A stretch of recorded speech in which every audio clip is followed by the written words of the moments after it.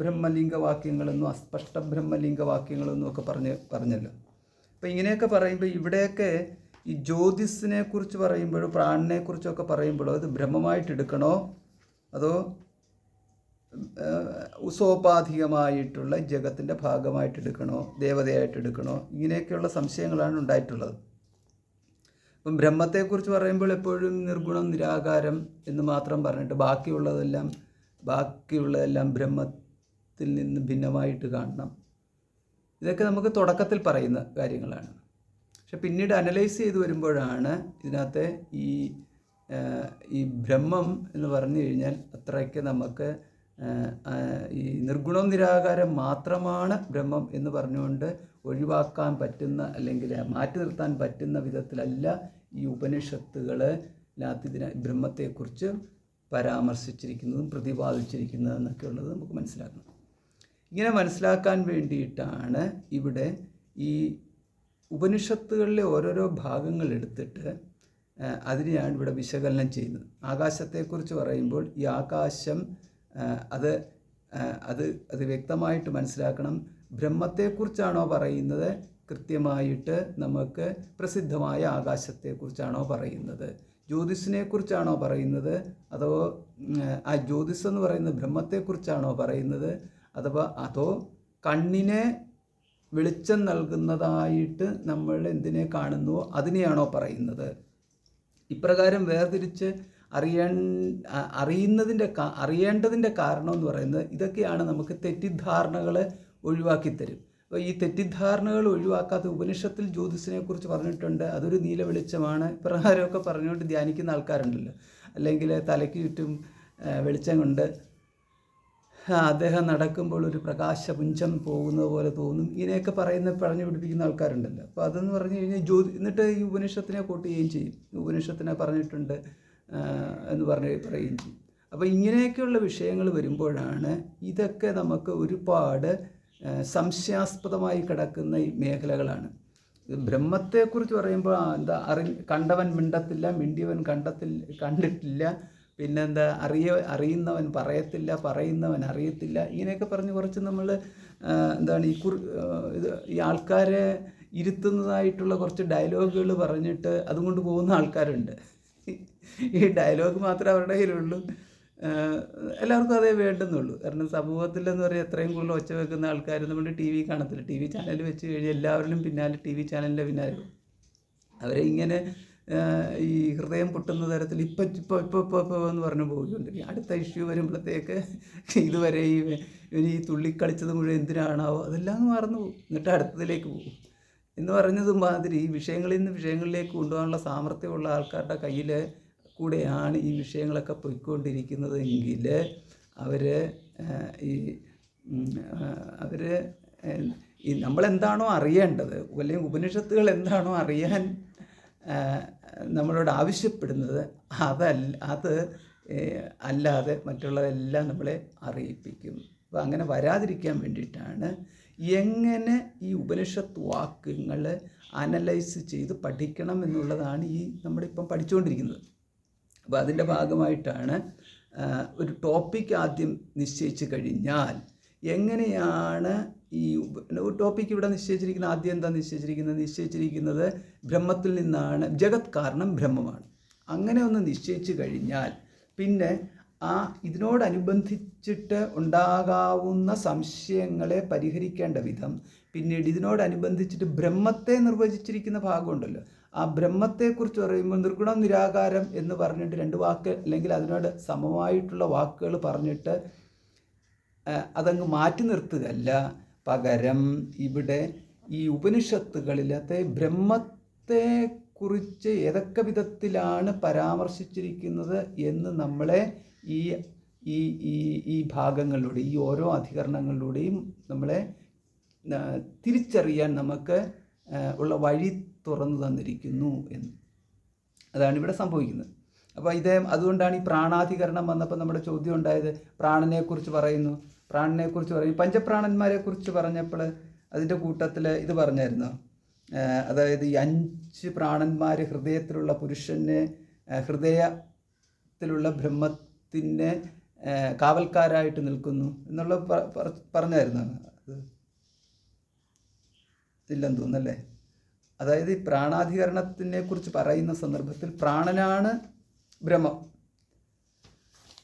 എന്നത് സ്ഥാപിക്കാൻ വേണ്ടിയിട്ട് അവിടെ ഈ പ്രാണനെക്കുറിച്ച് പറയുന്ന ഭാഗത്ത് സർവാണി ഹവ ഇമാനി ഭൂതാനി പ്രാണമേവ അഭിസംവിശന്തി പ്രാണം അഭ്യുജ്ജിഹത്തെ സൈഷാ ദേവത എന്നുള്ള പ്രസ്താവന ഒരു മന്ത്രമുണ്ടല്ലോ. എല്ലാ ഭൂതങ്ങളും പ്രാണമേവ അഭിസംവിശന്തി, എല്ലാ ഭൂതങ്ങളും പ്രാണനിലേക്കാണ് ലയിക്കുന്നത് എന്ന്. പിന്നെ അതേമാതിരി പ്രാണനിൽ നിന്നാണ് വരുന്നത്. ഇപ്രകാരം ഒരു പ്രസ്താവന വന്നു കഴിഞ്ഞാൽ അവിടെ ഉത്പത്തി സ്ഥിതി വിനാശങ്ങൾ എന്ന് പറയുന്നതിലേക്ക് നമ്മളെത്തി. അതായത് ജന്മാദ്യസ്യ യതഃ എന്ന് പറഞ്ഞിരിക്കുന്ന ബ്രഹ്മത്തെക്കുറിച്ചാണ്. സർവഭൂതങ്ങളുടെയും ജന്മം തുടങ്ങിയവ ബ്രഹ്മത്തിൽ നിന്നാണെന്ന് പറഞ്ഞാൽ പിന്നീട് ഏതെങ്കിലും ഭാഗത്ത് പ്രാണനിൽ നിന്നാണെന്ന് പറഞ്ഞു വന്നു കഴിഞ്ഞാൽ ഇവിടെ ഭൂതോത്പത്തി പ്രാണനിൽ നിന്നാണോ ഉണ്ടായത് അതോ ബ്രഹ്മത്തിൽ നിന്നാണോ ഉണ്ടായത്?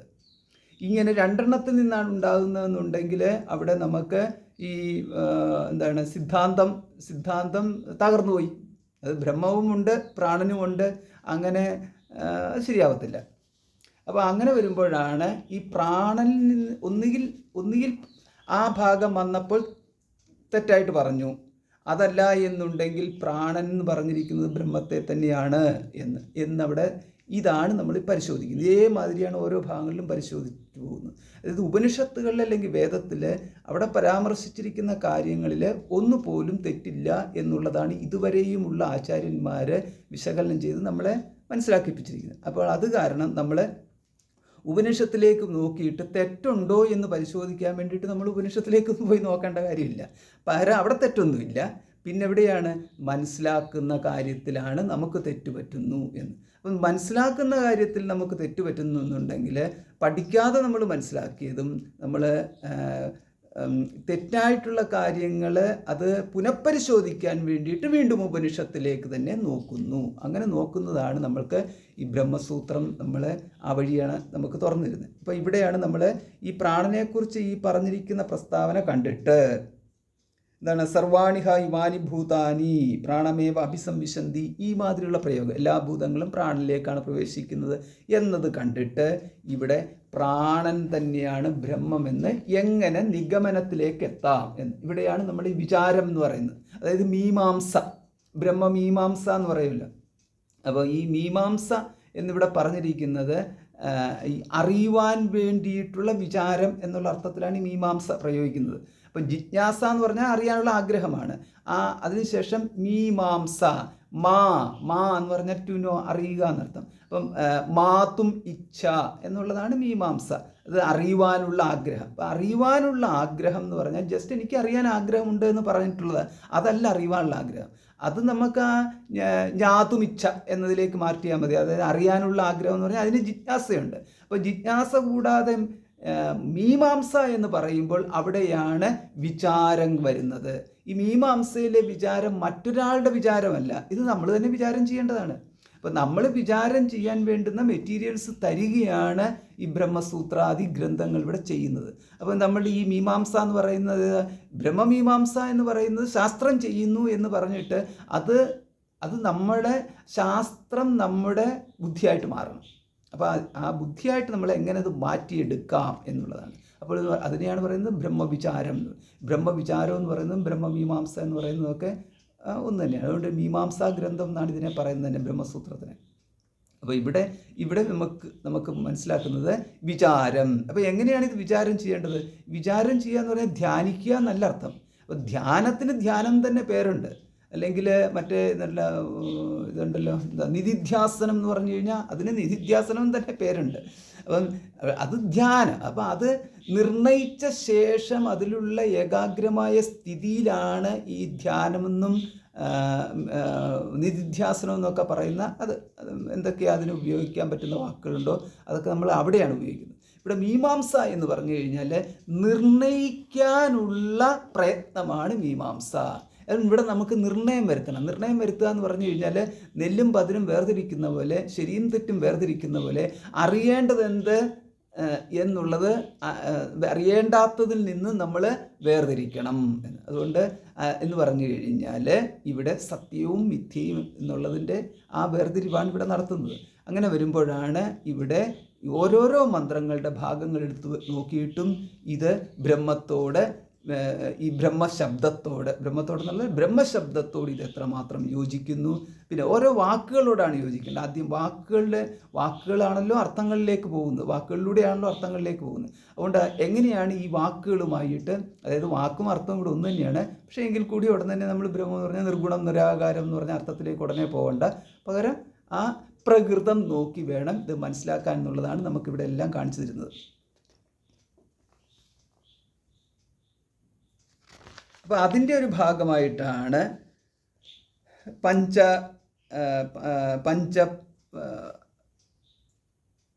ഹൃദയം.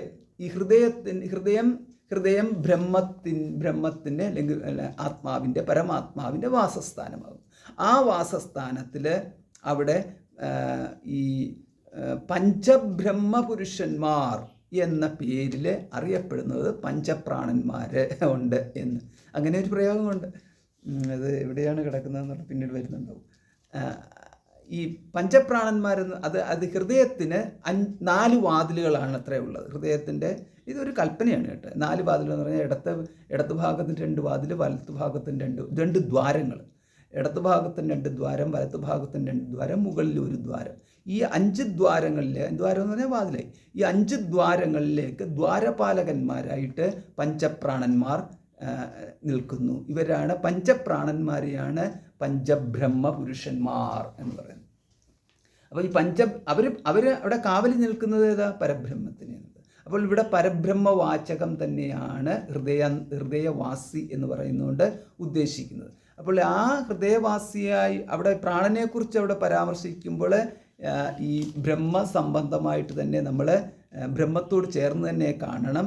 അത് ഓരോ സന്ദർഭത്തിലാണെന്നുണ്ടെങ്കിൽ ചിലപ്പോൾ അത് പഞ്ചപ്രാണന്മാരിൽ ഒന്നായിട്ട് വേണമെന്ന് വരാം. അതല്ല എന്നുണ്ടെങ്കിൽ ഈ പഞ്ചപ്രാണന്മാരും കൂടെ ചേർന്ന് പ്രാണവായു എന്നുള്ള അർത്ഥത്തിലേക്ക് വരാം. ചില സന്ദർഭത്തിലാണെങ്കിൽ ബ്രഹ്മം എന്നുള്ള അർത്ഥത്തിലേക്ക് കാണണം.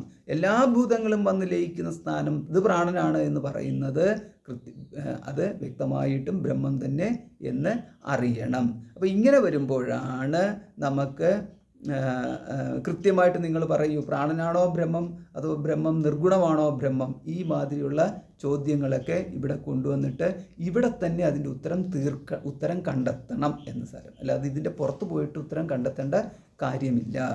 ഇതേമാതിരിയാണ് അടുത്ത വേറൊന്ന് വരുന്നത് ജ്യോതിസ്.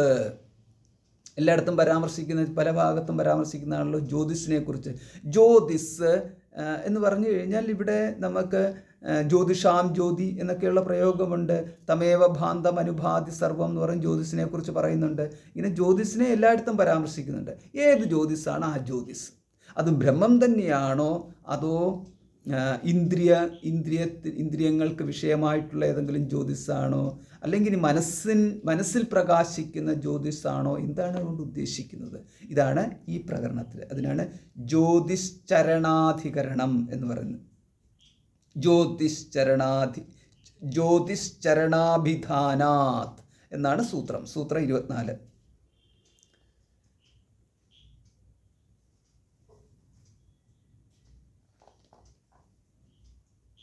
അപ്പോൾ ഇവിടുത്തെ ചോദ്യം ഇതാണ്, ഇവിടെ കാണുന്ന ജ്യോതിസ് എന്ന ശബ്ദം ആദിത്യൻ മുതലായ ജ്യോതിസിനെയോ അതോ പരബ്രഹ്മത്തെയാണോ കാണിക്കുന്നത്?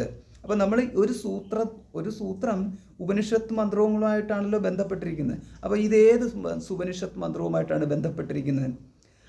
അഥ യദത പരോ ദിവോ ജ്യോതിർദീപ്യത്തെ വിശ്വത പൃഷ്ടേഷു സർവത പൃഷ്ടേഷനുത്തമേഷു ലോകേഷു ഇദം വാവ തദ്ദിദമസ്മിന്നന്തഃപുരുഷേ ജ്യോതിഹി. ഛാന്തോഗ്യോപനിഷത്ത് 3:13-7 ഇങ്ങനൊരു മന്ത്രമുണ്ട്. ഈ മന്ത്രത്തിൻ്റെ അർത്ഥം ഇതാണ്: ഈ ദ്വിലോകത്തിനുപരിയിലും, അതായത് ഈ ദ്വിലോകത്തിൻ്റെ മുകളിൽ എല്ലാ പ്രാണികളെയും കടന്ന് അതിൻ്റെ ഉപരിയിൽ ഇരിക്കുന്നതും മറ്റൊന്നും ഇതിനു മേലെ ഇല്ലാത്തതുമായിട്ടും സകല സംസാരത്തിൽ നിന്നും അപ്പുറത്തിരിക്കുന്നതായ ലോകങ്ങളിലുള്ളതുമായ വിശ്വതഃ എല്ലായിടത്തും പ്രകാശിക്കുന്നതായിട്ടുള്ള ഈ ജ്യോതിസ്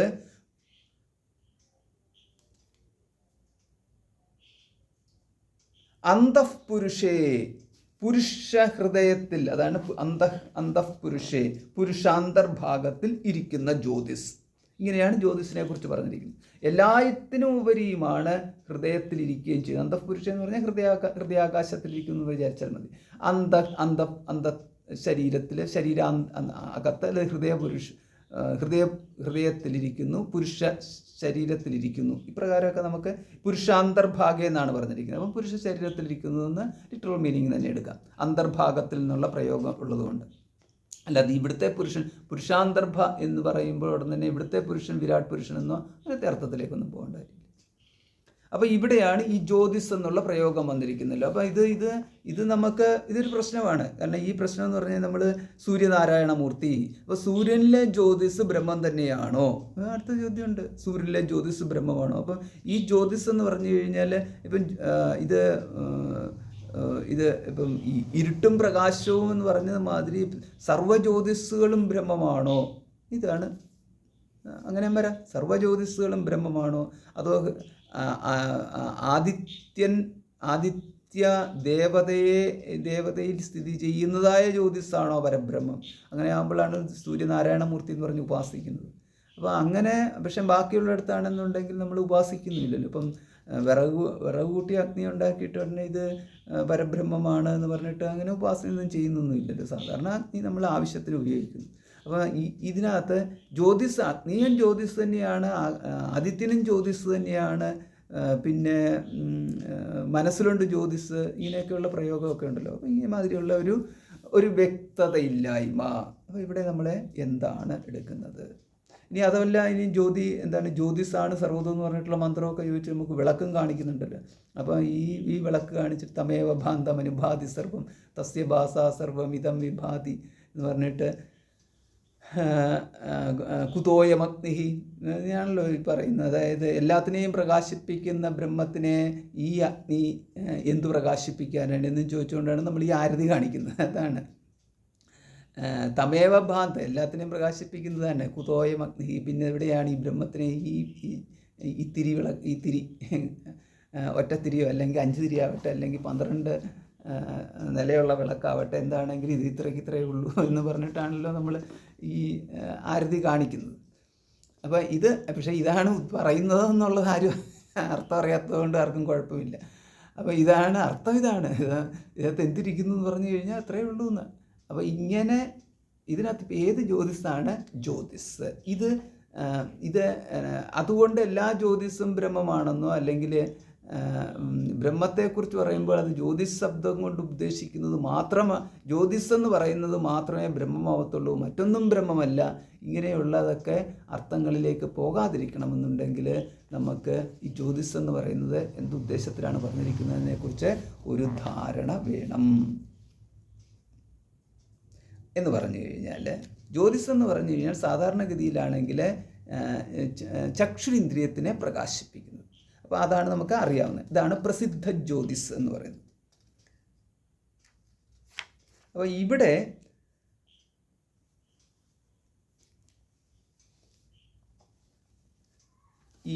ഈ മന്ത്രത്തിൽ, ഇപ്പം നമ്മൾ പറഞ്ഞതായിട്ടുള്ള മന്ത്രത്തിൽ ഒരു പ്രയോഗം കിടക്കുന്ന ഇതാണ്, അതഃ പരോ ദിവോ ജ്യോതിഹി എന്ന്. അപ്പം ദ്വിലോകത്തിനും അതഃ പരഹ, ദ്വിലോകത്തിനും ദിവഹ എന്നുള്ള പ്രയോഗം ഉണ്ടല്ലോ. അപ്പം ദ്വിലോകത്തിനും പരമായിട്ട് ഉള്ള ജ്യോതിസ് അതവിടെ കിടക്കട്ടെ. അപ്പം ദ്വിലോകത്തിനും പരമായിട്ടാണ് ജ്യോതിസ് എന്നൊരു പ്രയോഗമുണ്ട്. പിന്നെ അതിനുശേഷം നമ്മൾ ഇങ്ങോട്ട് നോക്കിക്കഴിഞ്ഞാൽ ചാന്തോഗ്യോപനിഷത്തിലെ 3:13-7 ഒരു പ്രയോഗമുണ്ട്. ഇതം വാവ തദ്ദിതമസ്മിൻ അന്തഃപുരുഷേ ജ്യോതിഹി എന്ന്.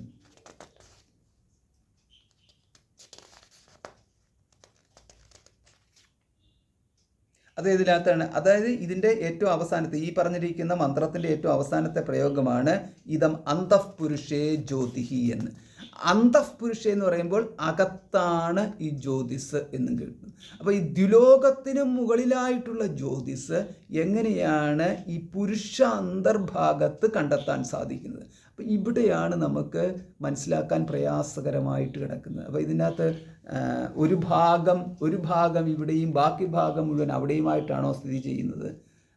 ഇവിടെയാണ് നമുക്ക് ചിന്ത പോകാത്ത ഏരിയയും ഇവിടെ തന്നെയാണ്. ചിന്തിച്ചാലിട്ട് നമുക്ക് ഗ്രഹിക്കാൻ പ്രയാസകരമായിട്ടുള്ള ഭാഗവും ഇവിടെ തന്നെയാണ്. അതായത് സംബന്ധം കിട്ടത്തില്ല എന്നുള്ള. ദ്വിലോകത്തിന് ഉപരിയാണ് ജ്യോതിസ് എന്ന് പറഞ്ഞു കഴിഞ്ഞാൽ ഓക്കെ. ഹൃദയാന്തർഭാഗത്ത് ജ്യോതിസിരിക്കുന്നു എന്ന് പറഞ്ഞാൽ ഓക്കെ, നമുക്ക് പറയാമല്ലോ. ആകാശത്ത് സൂര്യൻ ഉദിച്ചു നിൽക്കുന്നു, സൂര്യൻ സർവത്തെയും പ്രകാശിപ്പിക്കുന്നു. പക്ഷേ നമ്മൾ മുറിക്കുള്ളിൽ കഥകളെല്ലാം അടച്ചിട്ടിരിക്കുകയാണ്. അവിടെ ഇപ്പോൾ സൂര്യപ്രകാശം അവിടോട്ട് കടന്നു വരുന്നില്ലല്ലോ. അപ്പോൾ അവിടെ ഒരു ദീപം കൊളുത്തി വെക്കുന്നു, അപ്പോൾ അവിടെയും പ്രകാശമുണ്ട്. അപ്പോൾ നമുക്ക് ഇങ്ങനെ പറഞ്ഞുകൂടെ, ദ്വിലോകത്തിൽ അപ്പുറവും പ്രകാശിച്ച് നിൽക്കുന്നത് ജ്യോതിസ്, അത് ബ്രഹ്മമായിക്കോട്ടെ, വിരോധമില്ല. ഇവിടെ ഈ ഹൃദയാകാശം ഇരുട്ടാണല്ലോ. അവിടെയാണെങ്കിൽ ഈ ബ്രഹ്മത്തിന് സമാനമായ ഒന്ന്. കാരണം ഇവിടെ ഈ സൂര്യനും ദീപവും വിറയുന്ന പോലെ ഇവിടെ അങ്ങനെ തന്നെ കാണുന്നു. ഇവിടെ ഒരെണ്ണം പ്രകാശിച്ച് നിൽക്കുന്നു. അങ്ങനെ എടുത്തൂടെ? ഇങ്ങനെയൊക്കെയാണ് നമ്മുടെ സംശയങ്ങൾ പോകുന്നത്. ഇത് സംശയം പോകുകയല്ല, ഇങ്ങനെയാണ് നമ്മുടെയൊക്കെ ജനറൽ നമ്മുടെ എന്നൊക്കെ പറഞ്ഞു കഴിഞ്ഞാൽ പറച്ചിൽ മാത്രമേ ഉള്ളൂ കേട്ടോ, അല്ലാതെ നമ്മളിങ്ങനെ വിചാരിക്കുന്നു എന്നുള്ളതല്ല. ഇത് ഈ പൂർവപക്ഷവും സിദ്ധാന്തവും നമ്മളിങ്ങനെ പറയുമ്പം നമ്മുടെ അഭിപ്രായം ഇതാണ്, മറ്റുള്ള അഭിപ്രായം ഇങ്ങനെയാണെന്നൊക്കെ നമ്മൾ ഈ സിദ്ധാന്തികളും പൂർവപക്ഷികളും എന്നുള്ള രീതിയിൽ പറയുന്നതാണ്. അല്ലാതെ ഇത് വിചാരം ചെയ്യുന്നവരോ അല്ലെങ്കിൽ ഇതിൻ്റെ ശ്രോതാക്കളോ അല്ലെങ്കിൽ ഇതിൻ്റെ വക്താക്കളോ ഒന്നും അല്ല ഉദ്ദേശിച്ച് പറയുന്നത്. സിദ്ധാന്തികളും പൂർവപക്ഷികളും എന്ന് ഇങ്ങനെ പറയുന്നത്, ആവർത്തിച്ച് പറയുന്നതിന് പകരം നമ്മളിങ്ങനെ പറയുന്നു, അവരങ്ങനെ പറയുന്നു എന്നൊക്കെ മാറ്റി മാറ്റി പറയുന്നത് മാത്രമേ ഉള്ളൂ. അപ്പോൾ അത് സന്ദർഭത്തിനനുസരിച്ച് മനസ്സിലായിപ്പോവും. അപ്പോൾ ഇത് ആർക്കെങ്കിലും മനസ്സിലായില്ലെങ്കിൽ അതിന് വേണ്ടിയിട്ട് പറയുകയാണ്. അല്ലെങ്കിൽ നമ്മളൊക്കെ വിചാരിക്കുന്നു പറയുമ്പോൾ ഉടനെ ശരിയാണ് സ്വാമി പറഞ്ഞത്, ശരിയാണ്, ഞങ്ങളൊക്കെ അങ്ങനെയാണ് വിചാരിക്കുന്നത് എന്നതിനല്ല പറഞ്ഞത്. സിദ്ധാന്തികളും പൂർവപക്ഷികളും എന്നുള്ള തരത്തിൽ പൂർവപക്ഷികൾ ഇങ്ങനെ പറയുന്നു എന്ന് പറയുന്നതിന് പകരം നമ്മളൊക്കെ എന്നുള്ള പ്രയോഗം വെറുതെ പറയുന്നത് മാത്രമേ ഉള്ളൂ. അല്ലെങ്കിൽ എല്ലാ സമയത്തും നമ്മൾ ഈ പൂർവപക്ഷികളെന്ന് പറഞ്ഞാൽ ഇനിയിപ്പോൾ ഏതാണ് ഈ പൂർവപക്ഷികൾ എന്ന് ചോദിച്ചുകൊണ്ട് അന്വേഷിച്ച് നടക്കേണ്ടി വരും. അപ്പോൾ അതിൻ്റെ ആവശ്യമില്ല. സാധാരണഗതിയിൽ അധികം കൂടുതൽ ചിന്തിക്കാത്ത ആൾക്കാർ ഇങ്ങനെയൊക്കെയാണ് ചിന്തിച്ചു പോകുന്നത്. അതായത് അറിയാത്തവരെന്ന് പറഞ്ഞിട്ട് ഉപേക്ഷിച്ചിട്ട് പോയിട്ടുള്ളവരല്ല, അറിയുവാൻ ശ്രമിച്ചുകൊണ്ടേയിരിക്കുന്നവർ. അവർ ഈ മീമാംസകന്മാരാണ്. ഇവർ വിചാരം ചെയ്യുന്നവർ തന്നെയാണ്. അല്ലാതെ അവരൊക്കെ എപ്പോഴും ജിജ്ഞാസുക്കളായിട്ടൊന്നും പറയാൻ പറ്റത്തില്ല. ഒരിക്കൽ പഠനം തുടങ്ങിക്കഴിഞ്ഞാൽ പിന്നെ ഇപ്പോഴും ഞാൻ ജിജ്ഞാസാണു എന്ന് പറയേണ്ട കാര്യമില്ല. ഞാനിപ്പോൾ മീമാംസകനാണെന്ന് ഉറപ്പിച്ച് പറയാം. അതായത് ബ്രഹ്മമീമാംസകാഹ എന്ന് പറയണം. കർമ്മമീമാംസകന്മാരായിട്ട് കാര്യമില്ല. കർമ്മത്തെക്കുറിച്ച് ഞാൻ വിചാരം ചെയ്തു പോകുന്നു എന്ന് പറയുന്ന അങ്ങനത്തെ ആൾക്കാരുണ്ട്. അതാണ് കർമ്മമീമാംസകാഹ. ഇവിടെയാണെങ്കിൽ ബ്രഹ്മമീമാംസകാഹ. അപ്പോൾ ഇങ്ങനെ വന്നു കഴിയുമ്പോൾ ജ്യോതിസ് എന്ന് പറയുന്നിടത്ത് പല രീതിയിലുള്ള ജ്യോതിസിനെ കുറിച്ചും പറയുന്നുണ്ടല്ലോ. അപ്പോൾ അന്തഃപുരുഷ ജ്യോതിസ് എന്നുള്ള ആ പ്രയോഗം ഉണ്ടല്ലോ. ആ പ്രയോഗം വന്നു കഴിഞ്ഞപ്പോൾ ഉപനിഷത്തിൽ തന്നെ വേറൊരിടത്ത് പറയുന്നുണ്ട്, കുക്ഷിയിലുള്ള ജ്യോതിസ് എന്നൊരു പ്രയോഗമുണ്ട്. അപ്പം കുക്ഷി എന്ന് പറഞ്ഞാൽ വയറ്. അപ്പം കുക്ഷിയിലുള്ള ജ്യോതിസിനെ കുറിച്ച് എങ്ങനെ നമുക്ക് നിശ്ചയിക്കാൻ പറ്റും?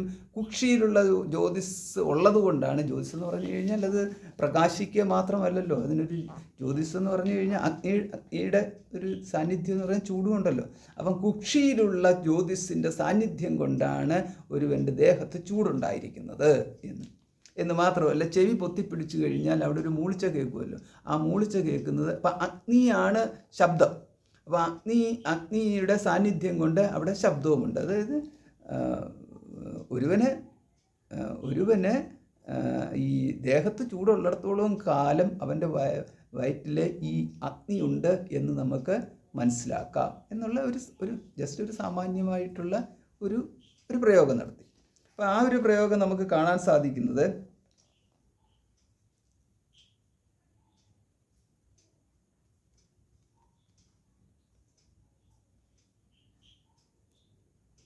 കൗക്ഷേയാഗ്നി എന്നൊരു പേരും കൊടുത്തു. അത് കൗക്ഷേയ, കുക്ഷിയിലുള്ള അഗ്നിയാണ് കൗക്ഷേയാഗ്നി.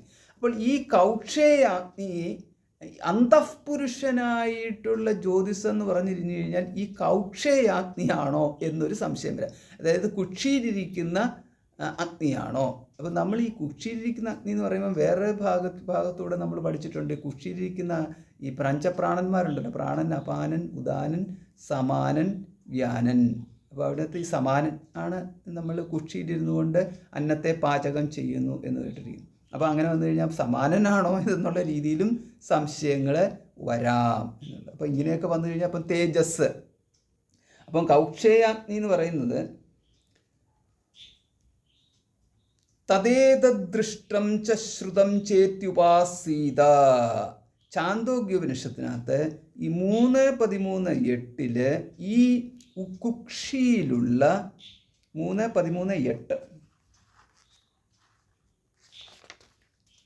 3:13-7 നമ്മളിപ്പം കണ്ടത്. യതതഃ പരോ ദിവോ ജ്യോതിർദീപ്യത്തെ വിശ്വത പൃഷ്ഠേഷു സർവതഃ പൃഷ്ഠേഷു എന്നുള്ള ആ മന്ത്രം കണ്ടത് 3:13-7.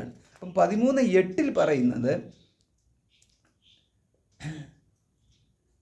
തദേതദൃഷ്ടം ച ശ്രുതം ചേത്യുപാസീത ചക്ഷുഷ്യഃ ശ്രുതോ ഭവതി യേവം വേദ. ഏതൊരുവൻ ഈ വിധം ഉപാസിക്കുന്നുവോ അവൻ ദർശനീയനും, അതായത് സുന്ദരനും, ശ്രവണീയനും, അതായത് കീർത്തിമാനും ആയി വരും എന്ന്. അവൻ കുക്ഷിയിലിരിക്കുന്ന കൗക്ഷേയാഗ്നി എന്ന് പറയുന്ന ജ്യോതിസിനെ ഒരുവൻ ഉപാസിച്ചു കഴിഞ്ഞാൽ ഇപ്രകാരം ആകുമോ? ഇതാണ് ചോദ്യം. അപ്പോൾ എന്ന് പറഞ്ഞു കഴിഞ്ഞാൽ അതല്ലല്ലോ അവിടെ ഉദ്ദേശിച്ചിരിക്കുന്നത്. കാരണം അവിടെ ഉദ്ദേശിച്ചിരിക്കുന്നത് പരോ ദിവോ ജ്യോതിർദീപ്യതേ അന്തഃപുരുഷേ ജ്യോതി, ഇപ്രകാരമാണ് ചോദ്യങ്ങൾ പോകുന്നത്. അപ്പോൾ അതുകൊണ്ട് ഈ രണ്ടും അല്പഫലമാകിയാൽ കൗക്ഷേയാഗ്നി ബ്രഹ്മമല്ലെന്ന് സിദ്ധിക്കുന്നു.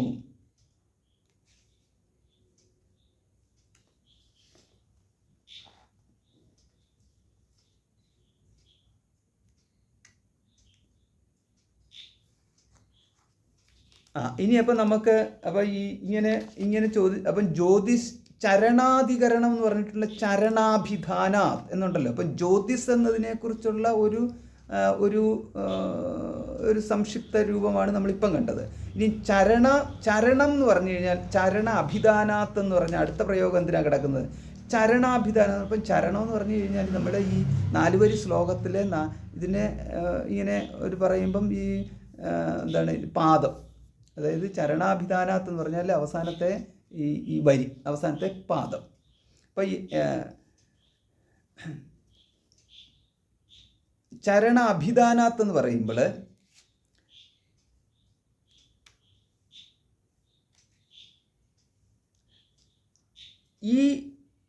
ഇപ്പോൾ ഇവിടെ പറഞ്ഞിരിക്കുന്ന മന്ത്രം അതിന് തൊട്ടു മുമ്പായിട്ട് 4 പാദമുള്ള ബ്രഹ്മത്തെക്കുറിച്ച് പരാമർശിക്കുന്ന ഭാഗമാണ് എന്നതാണ് ഇവിടുത്തെ മുഖ്യമായ കാര്യം. താവാനസ്യ മഹിമ തതോ ജായാംശ്ച പൂരുഷഃ പാദോസ്യ സർവഭൂതാനി ത്രിപാദസ്യാമൃതം ദിവി. ചാന്തോഗ്യം 3:12-6 അവിടെ പറഞ്ഞിരിക്കുകയാണ് താവാനസ്യ മഹിമ തതോ ജായാംശ്ച പൂരുഷഃ. അതിന് പ്രധാനപ്പെട്ട വാക്കിതാണ് പാദോസ്യ സർവഭൂതാനി. ഈ കാണപ്പെടുന്ന ഈ ഭൂതജാലങ്ങളെല്ലാം ഇവൻ്റെ ഒരു പാദമാകുന്നു. ത്രിപാദസ്യാമൃതം ദിവി, ത്രിപാദങ്ങൾ ദിവിയിൽ ദ്വിലോകത്തിൽ വസിക്കുന്നു എന്ന്. അപ്പം ഈ ഒരു പ്രയോഗം കിടപ്പുണ്ട്. അപ്പം ദ്വിലോകത്തിലാണ് മൂന്ന് പാദങ്ങളും കിടക്കുന്നത്. ഒരു പാദമാണ് ഈ ഭൂലോകത്തിൽ വസിക്കുന്നത്, ഭൂലോകത്തിലുമുള്ളത് എന്ന്.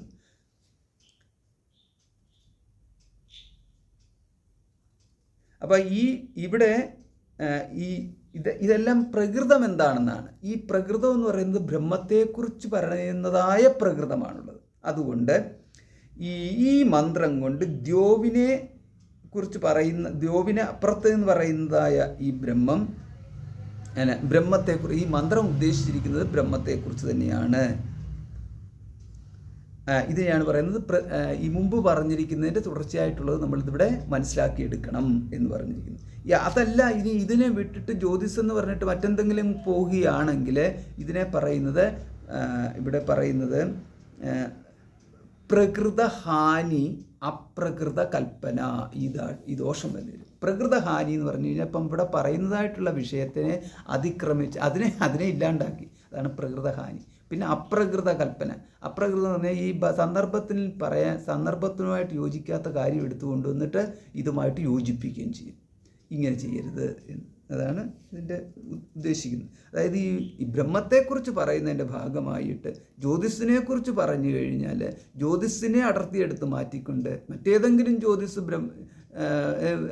ബ്രഹ്മത്തിനെ അങ്ങ് വിട്ടു, ബ്രഹ്മത്തിന് പ്രാധാന്യം വിട്ടിട്ട് മറ്റേതെങ്കിലും ജ്യോതിസ് ബ്രഹ്മം തന്നെയാണ് എന്നുള്ളതല്ല, പക്ഷേ ബ്രഹ്മത്തെ പോലെ തന്നെ, പക്ഷേ അവിടെ പ്രാധാന്യം കിട്ടുന്ന ജ്യോതിസിനാണ്. അപ്പോൾ ആ ജ്യോതിസാണ് സർവ്വതും, ജ്യോതിസാണ് എന്ന് പറഞ്ഞിട്ട് പിന്നെ ആ ജ്യോതിസിനെ കുറിച്ച് അറിയുന്നത് കണ്ണിന് വിഷയമായിട്ടുള്ള ജ്യോതിസ് എന്നുള്ള തരത്തിലേക്ക് മാറ്റപ്പെടും.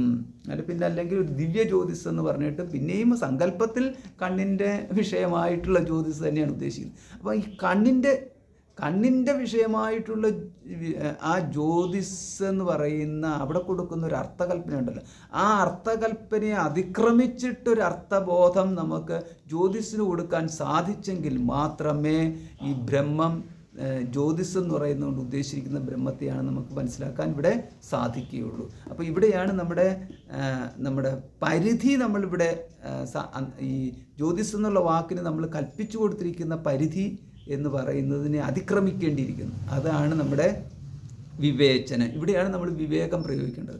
വിവേകം പ്രയോഗിക്കേണ്ടത് ഇങ്ങനെയുള്ള സ്ഥലത്താണ്. അല്ലാതെ പിന്നെ റോഡിൽ കൂടെ നടന്നു പോകുമ്പോൾ 10 രൂപ വീണ് കിടക്കുന്നു, ഇനി അത് എടുക്കണോ വേണ്ടയോ എന്നുള്ള വിവേകം, ആ വിവേകത്തിനൊന്നും പ്രസക്തിയില്ല. അങ്ങനത്തെ വിവേകമല്ല നമുക്കിവിടെ ആവശ്യമുള്ളത്. എടുക്കുകയോ എടുക്കാതിരിക്കുകയോ ചെയ്യുന്നുള്ളൂ. അതൊക്കെ എന്ന് പറഞ്ഞാൽ വ്യവഹാരത്തിൻ്റെ ഭാഗമാണ്. വ്യവഹാരത്തിൻ്റെ ഭാഗമായി കഴിഞ്ഞാൽ എടുത്താലും കൊള്ളാമെന്ന് പറയുന്നവരുണ്ട്, എടുത്തില്ലെങ്കിലും കൊള്ളാമെന്ന് പറയുന്ന ആൾക്കാരുണ്ട്. അതുകൊണ്ട് വ്യവഹാരത്തിൽ എന്ത് ചെയ്തു കഴിഞ്ഞാലും അത് ആദ്യത്തെ പ്രാവശ്യം അവതരിപ്പിക്കുമ്പോൾ ചിലർക്ക് ഇത് തെറ്റാണെന്നും ചിലർക്ക് ഇത് ശരിയാണെന്നും ഒരു തോന്നും. പിന്നെ അതിനെ ഈ മീഡിയയിലും കോടതിയിലും പിന്നെ പോലീസ് സ്റ്റേഷനിലും ഇങ്ങനെയൊക്കെയുള്ള ഭാഗങ്ങളിലുണ്ടല്ലോ. പിന്നെ ഈ ചായപ്പേ ചർച്ച എന്ന് പറയുന്ന മാതിരി ചായക്കടയിൽ നിന്നുള്ള ചർച്ചകളും എല്ലാം കൂടെ വന്നു കഴിയുമ്പോഴത്തേക്ക് ഏതാന്നുള്ളതിനെക്കുറിച്ച് ലക്കില്ല, ഏത് ശരി ഏത് തെറ്റ്, എന്താ നടന്നതെന്ന് പോലും അറിയാതെ മാറ്റിക്കളയും. അപ്പോൾ അങ്ങനെ വിഷയത്തിൽ നിന്ന് തെന്നിമാറി പോവാതിരിക്കാൻ വേണ്ടിയിട്ടാണ് ഇവിടെ വ്യക്തമായിട്ട് പറയുന്നത്. അത് ബ്രഹ്മത്തെക്കുറിച്ച് പറയുന്ന ഭാഗത്ത് കൊണ്ടുവന്നു കഴിയുന്ന ബ്രഹ്മത്തിനെ തന്നെയാണ് കൊണ്ടുവരേണ്ടത് എന്ന്. അതായത് ഇവിടെയാണ് വിവേകം നഷ്ടപ്പെടുത്തരുത് എന്ന് പറയുന്നത്. വിഷയത്തിൽ നിന്ന് മാറിപ്പോകുന്നതാണ് വിവേകം നഷ്ടപ്പെടുന്നത്. അപ്പോൾ ഇങ്ങനെ വരുന്ന സന്ദർഭത്തിൽ നമ്മൾ സാന്ദർഭികമായിട്ട് ഒന്നുകൂടെ പറയാം. നമ്മൾ ഈ ഉപനിഷത്ത് ക്ലാസ്സുകളിലൊക്കെ പറയുമ്പോൾ ഈ ക്ലാസ്സിൻ്റെയൊക്കെ സന്ദർഭത്തിൽ ഈ ഒരു മന്ത്രം എടുത്തിട്ട് വിശദീകരിക്കുന്ന സന്ദർഭത്തിൽ പലപ്പോഴും തോന്നുന്നു ഇതിൻ്റെ അർത്ഥം അങ്ങ് നേരിട്ട് ഈ മന്ത്രത്തിൽ കൊടുത്തിരിക്കുന്ന വാക്കിൻ്റെ അർത്ഥവും പറഞ്ഞിട്ട് അതിൻ്റെ അടുത്ത മന്ത്രത്തിലേക്ക് പോയിക്കൂടെ, അങ്ങനെ അത് സരളമായിട്ട് പോയി കഴിഞ്ഞാൽ മനസ്സിലാക്കാൻ എളുപ്പമുണ്ടല്ലോ. അത് ശരിയാണ്. അങ്ങനെ മനസ്സിലാക്കി പോയിക്കൊണ്ട് പോകുമ്പോഴാണ് ഈ ആദിയില്ലല്ലോ ഒരു അന്തവും ഇല്ല എന്ന് പറയുന്ന രീതിയിൽ പോയിക്കൊണ്ടിരിക്കുന്നത്. എന്ന് പറഞ്ഞു കഴിഞ്ഞാൽ അവിടെ ഒന്നും മനസ്സിലാവത്തില്ല. അപ്പോൾ അത് അങ്ങനെയല്ല മനസ്സിലാക്കേണ്ടതെന്നുള്ളത് നമ്മൾ ഈ ബ്രഹ്മസൂത്രം കൂടെ പഠിച്ചു കഴിയുമ്പോഴാണ് നമ്മൾ മനസ്സിലാക്കേണ്ടത്. ഓരോന്നിൻ്റെ പ്രകൃതം നോക്കിയിട്ട് പൂർവപക്ഷം കൊണ്ടുവന്നിട്ട് ഇതിനൊക്കെ മുമ്പേ ചർച്ച നടത്തിയിരിക്കുന്ന ആ വഴിയിൽ കൂടെ പോയിട്ടാണ് നമ്മൾ ഈ ക്ലാസ്സുകളിലൊക്കെ പല ഭാഗങ്ങളിലും എടുത്ത് കൊണ്ടുവരുന്നത്. ആ കൊണ്ടുവരുന്നതിൻ്റെ ഉദ്ദേശം ഇതാണ്. കാരണം പൂർവപക്ഷങ്ങളെയൊക്കെ കൊണ്ടുവരുന്നു, എന്നിട്ട് സിദ്ധാന്തം അവതരിപ്പിച്ചിട്ട് അപ്പോഴാണ് സിദ്ധാന്ത ശിരോമണി എന്ന് പറയുന്ന മാതിരി അത് സിദ്ധാന്തത്തിനെ സർവത്തിൻ്റെയും ഉപരിയായിട്ട് പ്രതിഷ്ഠിക്കണം. അപ്പം എന്തിൻ്റെ ഉപരിയായിട്ട് പ്രതിഷ്ഠിക്കണമെന്ന് എന്തിൻ്റെ ഉപരിയായിട്ടാണ് നമ്മളിപ്പം പ്രതിഷ്ഠിക്കേണ്ടത്? ഈ അന്യവിചാരങ്ങളുടെ മുകളിൽ കൊണ്ടിരുത്തണമെന്ന്, അതായത് അന്യ ദർശനങ്ങളുടെ മുകളിൽ കൊണ്ടിരുത്തണം. പിന്നെ അതല്ല എന്നുണ്ടെങ്കിൽ ഈ എല്ലാവിധത്തിലുള്ള അവതരണങ്ങളും ഉണ്ടല്ലോ, മറ്റുള്ളവരെന്ന് പറയുന്നതൊന്നും പുറത്തുള്ളവരല്ല കേട്ടോ, മറ്റുള്ളവരുടെ രീതിയിൽ നമ്മുടെ മനസ്സിൽ തന്നെ വരുന്ന അഭിപ്രായങ്ങൾ. അപ്പോൾ അതിൻ്റെയൊക്കെ മുകളിൽ നമ്മൾ ഈ സിദ്ധാന്തത്തെ കൊണ്ട് ഇരുത്തത്തക്ക വിധത്തിൽ അവിടെ നിശ്ചയത്വം വരണം. അപ്പോൾ അതുകൊണ്ടാണ് നമ്മൾ ഈ പല ഭാഗത്തു നിന്നും പലതും എടുത്ത് പറഞ്ഞുകൊണ്ടിരിക്കുന്നത്. അപ്പോൾ ഇത് പല ഭാഗത്തു നിന്നും പലതും എടുത്ത് പറയുമ്പോൾ അതേപോലെ അത് തന്നെ അങ്ങനെ തന്നെ ചിന്തിച്ച് പോകണമെന്നല്ല, അതേപോലെ പല ഭാഗത്തു നിന്നും പലതും എടുത്തുകൊണ്ട് വന്ന് ചിന്തിച്ച് അതിനെ ബലപ്പെടുത്തണം. പിന്നെ പിന്നെ ഒന്ന് ഇളക്കണം. ഇളക്കണം എന്ന് പറഞ്ഞാൽ ചിലർ വലിയ വിരക്തിയും വിവേകവും ഒക്കെ കാണിക്കുമ്പോൾ അവരെ ഒന്ന് ഇളക്കി കൊടുത്തു കഴിഞ്ഞാൽ അറിയാൻ പറ്റും അത് ഒരു ഉറച്ച വിവേകമാണോ ഉറച്ച നിശ്ചയമാണോ എന്ന്. ഇപ്പം എന്ന് പറഞ്ഞു കഴിഞ്ഞാൽ ഞാനൊരു വിരക്തനാണ് എന്ന് പറഞ്ഞ ആൾക്കാരന് നിൻ്റെ വിരക്തി കള്ളവിരക്തി അല്ലേ എന്ന് ചോദിച്ചു കഴിഞ്ഞാൽ അതോടുകൂടിയിട്ട് ആളുടെ സമനില തെറ്റുകയാണെന്നുണ്ടെങ്കിൽ അപ്പോൾ എന്ന് പറഞ്ഞു കഴിഞ്ഞാൽ അതുതന്നെയാണ് ഈ സ്ഥാണു നിഗന്ധന ന്യായം എന്ന് പറഞ്ഞു കഴിഞ്ഞാൽ ഉടനെ ആൾ ഉടനെ പൊട്ടിത്തെറിക്കുന്നു എങ്കിൽ രണ്ടു മൂന്ന് പ്രാവശ്യം ആവർത്തിച്ച് കഴിയുമ്പോൾ ഉടനെ ആൾ പൊട്ടിത്തെറിക്കുകയും പിന്നെ നമ്മുടെ അടുത്ത് പിന്നെ ഒരിക്കലും കാണാനും സംസാരിക്കാനും തയ്യാറാവാതെ പോകുന്ന ആ തരത്തിലാണെന്നുണ്ടെങ്കിൽ അവിടെ എന്താ ഇപ്പം സംഭവിച്ചതെന്ന് പറഞ്ഞു കഴിഞ്ഞാൽ ഇളക്കാതെ ഭദ്രമാക്കിയിട്ട് ഉറച്ചതായിട്ട് കരുതിപ്പോയ ചില കാര്യങ്ങളുണ്ട്. പക്ഷേ ഒരു ചെറിയൊരു തട്ട് കൊടുത്തു കഴിഞ്ഞപ്പോഴത്തേക്ക് ഇളകിപ്പോയി. ആ ഇളകിപ്പോയപ്പോൾ ആ ഇളകിയിട്ട് പിന്നെ അതിനെ തിരിച്ച് പ്രതിഷ്ഠിക്കാനുള്ള ആ ഒരു ആർജവം, ഒരു ശേഷി അതൊന്നും ഇല്ലാണ്ട് പോയി.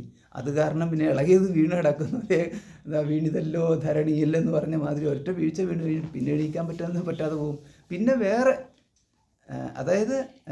പിന്നെ വേറൊരു തരത്തിൽ ഇങ്ങനെ മനോബലം കൊണ്ട് ഞാൻ വീരനാണ്, ശൂരനാണ്, പരാക്രമിയാണെന്ന ഭാവത്തിൽ അങ്ങ് പോകുമെന്നുള്ളതാണ്. പക്ഷേ അതിനെയാണ് ഈ സ്ഥാണു നിഗന്ധന ന്യായം എന്ന് പറഞ്ഞത്. സ്ഥാണു എന്ന് പറഞ്ഞു കഴിഞ്ഞാൽ ഈ നമ്മളൊരു തൂണ് ഉറപ്പിക്കുന്നു, ഒന്ന് കുത്തി ഉറപ്പിക്കും. നമുക്ക് ഈ തൂണൊന്ന് ഇവിടെ നിന്ന് നാട്ടി വെക്കണം. കുത്തി ഉറപ്പിച്ചു, വേറെ മാർഗത്തിലൂടെയല്ല, കുത്തി ഉറപ്പിച്ച ശേഷം പിന്നെ ആ കുത്തൽ ഇളക്കിയിട്ട് വീണ്ടും എടുത്ത് പൊക്കിയിട്ട് വീണ്ടും കുത്തി ഇറക്കി, എന്നിട്ട് വീണ്ടും ഇളക്കി. അങ്ങനെ ഇളക്കി അവസാനം നമുക്ക് തൃപ്തി വരണം എന്നുള്ളത്. അപ്പോൾ ഇത് സ്വയമേവ നമ്മൾ ഇളക്കാനുള്ള ശേഷിയില്ല, സ്വയമേവ ഇളക്കാനുള്ള ധൈര്യവും ഇല്ലാതെ വരുമ്പോഴാണ് ആചാര്യന്മാർ ഈ ജ്ഞാനവിചാരത്തിൽ മുന്നേറുന്ന ആൾക്കാരെ ഒന്ന് ഇളക്കുക എന്ന് പറഞ്ഞു കഴിഞ്ഞാൽ അവരുടെ അടുത്ത് രണ്ട് മൂന്ന് കാര്യങ്ങൾ തിരിച്ചു മറിച്ച് ഒന്ന് പറയുന്നതോടുകൂടി ഇവരങ്ങ് ഇളകിക്കഴിഞ്ഞ് കഴിഞ്ഞാൽ പിന്നെ അപ്പോൾ അത് ആ ഇളകുന്നത് മനസ്സിലാക്കിയിട്ട് പിന്നെ ഉറയ്ക്കാൻ വേണ്ടുന്ന തരത്തിൽ അടുത്ത വീണ്ടും ശക്തമായിട്ട് തന്നെ വിചാരം അവിടെ ചെയ്യണം. അതിന് പകരം അവർ ഇട്ടിട്ട് പോയി കഴിഞ്ഞാൽ അതോടുകൂടിയിട്ട് പിന്നെ അവർ വേറെ എവിടെയെങ്കിലും പോയിട്ട് ഉറപ്പിക്കാൻ നോക്കും, അത് വേറെ കാര്യം. ഇവിടുന്ന് നമ്മൾ ഉറപ്പിക്കൽ വേണ്ടാന്ന് വെക്കുമെന്ന് മാത്രമേ ഉള്ളൂ. പക്ഷേ എന്നാലും കൃത്യമായിട്ട് നമുക്കവിടെ അത് ചെയ്തിരിക്കണം. ഇല്ലാത്ത പക്ഷം എന്ന് പറഞ്ഞു കഴിഞ്ഞാൽ മിഥ്യാധാരണകൾ കൊണ്ട് ഇളക്കിയപ്പോൾ ഇളകിയല്ലോ എന്ന് പറഞ്ഞാൽ അതിൻ്റെ അർത്ഥം ഇളകി ഉറച്ചിട്ടില്ലായിരുന്നു. ഉറയ്ക്കാതെ ഉറച്ചു എന്ന് പറഞ്ഞ് പോയി കഴിഞ്ഞാൽ അതിനെ പ്രശംസിച്ച് വിട്ടാൽ, അങ്ങനെ പ്രശംസിച്ച് വിട്ടു കഴിഞ്ഞാൽ ഈ രാജാവിനെ പ്രശംസിച്ച പോലെയാകും. രാജാവ് എത്ര സുന്ദരനാണ്, ഈ പുതിയ ഡ്രസ്സ് ഇട്ടുകൊണ്ട് നടക്കുന്നതെന്ന് രാജാവ് വിചാരിച്ചല്ലേ. എല്ലാവരും പുകഴ്ത്തുന്നുണ്ടല്ലോ, അത് കാരണം നല്ല ഡ്രസ്സായിരിക്കുമെന്ന് എന്ന് പറഞ്ഞിട്ട് പോയ രാജാവിൻ്റെ മാതിരിയാകും. അപ്പോൾ അതുകൊണ്ടാണിത് ചർച്ചകൾ ചെയ്യുമ്പോഴാണ് മറ്റുള്ളവരുമായിട്ടാണ് അന്യോന്യം കഥനം എന്ന് പറഞ്ഞു കഴിഞ്ഞാൽ ഇത് അങ്ങോട്ടും ഇങ്ങോട്ടും പ്രശംസിക്കുകയും പുറത്തു തട്ടുകയെന്ന് മാത്രമല്ല, എന്ന് പറഞ്ഞു കഴിഞ്ഞാൽ കൃത്യമായിട്ട് നമുക്ക് ഈ വ്യക്തിഗതമായ പ്രശംസയിൽ താല്പര്യമുള്ളവനായിട്ട് ഭവിക്കാൻ വേണ്ടിയിട്ടല്ലല്ലോ വേദാന്ത വിചാരം കൊടുക്കുക. അതിനാൽ ഞാൻ മഹാനാണെന്ന് പറയുന്ന തരത്തിൽ ആരെങ്കിലും വന്ന് പറഞ്ഞാൽ അവരോട് പ്രീതി കാണിക്കാൻ വേണ്ടിയിട്ടുള്ളതല്ലല്ലോ ഈ ആധ്യാത്മിക പഠനം എന്ന് പറയുന്നത്. അതെന്ന് പറഞ്ഞു കഴിഞ്ഞാൽ ആരെങ്കിലും വന്നിട്ട് നമ്മൾ മഹാനാണെന്ന് പറഞ്ഞു കഴിഞ്ഞാൽ അയക്ക വിവരമില്ലാന്ന് വിചാരിച്ചാൽ മതി. അതുകൊണ്ട് കാരണം മഹത്വം ഉള്ളത് ബ്രഹ്മത്തിനാണുള്ളത്, അല്ല വ്യക്തിക്കല്ലല്ലോ. അതുകൊണ്ട് പറഞ്ഞാൽ ആരെങ്കിലും മഹാനാണെന്ന് പറഞ്ഞു കഴിഞ്ഞാൽ അവിടെ എന്ന് പറഞ്ഞു കഴിഞ്ഞാൽ അത്രയ്ക്ക്, അതായത് അത് വിരക്കേട് പറഞ്ഞു എന്നുള്ളതല്ല, അപ്പോൾ ആ ഒരു ലെവലിലാണ്, വ്യവഹാരത്തിൻ്റെ ലെവലിലാണെന്നുണ്ടെങ്കിൽ രണ്ട് വാക്ക് നമ്മൾ പറഞ്ഞ രണ്ട് വാക്ക് ഇദ്ദേഹത്തിന് ഇഷ്ടപ്പെട്ടു, ആ രണ്ട് വാക്കിൻ്റെ പുറത്താണ് മഹാനാണെന്ന് പറഞ്ഞു വരുന്നത്. ഇനി വേറൊരാൾ ഈ നമ്മൾ പറഞ്ഞ രണ്ട് വാക്ക് തെറ്റാണെന്ന് ആരെങ്കിലും ഒന്ന് പറഞ്ഞു കഴിഞ്ഞാൽ അതോടുകൂടി നമുക്ക് തന്നതായ മഹത്വം അവരെടുത്ത് കളയുകയും ചെയ്യും. അപ്പോൾ അതിൻ്റെ പിന്നാലെ ഒന്നും പോകരുത് എന്നായിരുന്നു ചുരുക്കത്തിലെന്ന് പറഞ്ഞു കഴിഞ്ഞാൽ. ഇത് നമുക്കിവിടെ വിചാരം ചെയ്യുമ്പോൾ ആ വിചാരത്തിൻ്റെ ഉറപ്പ് എന്ന് പറയുന്നത്, അല്ലെങ്കിൽ നമ്മുടെ നമ്മൾ നിശ്ചയിച്ചുറപ്പിച്ചിട്ടുള്ള തത്വങ്ങളുണ്ടല്ലോ, ആ തത്വങ്ങളെ വീണ്ടും എടുത്തിട്ട് നമ്മൾ വിചാരം ചെയ്ത് ഉറപ്പിക്കേണ്ടത് എങ്ങനെയൊക്കെയാണെന്നുള്ളത്, ഇതൊക്കെ നമ്മുടെ പ്രാക്ടിക്കലായിട്ടുള്ള കാര്യങ്ങളാണ്. ഇതൊക്കെയാണ് നമുക്ക് ഇതിനകത്തുനിന്ന് മനസ്സിലാക്കിയെടുക്കാൻ സാധിക്കുന്നത്.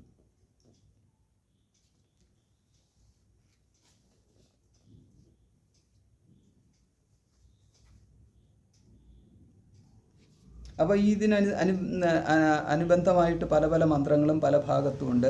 യേന സൂര്യസ്തപതി തേജസായുദ്ധ എന്ന് തൈത്തിരീയ ബ്രാഹ്മണം 3:12, 9-7 ഈ ഭാഗത്തുണ്ട്.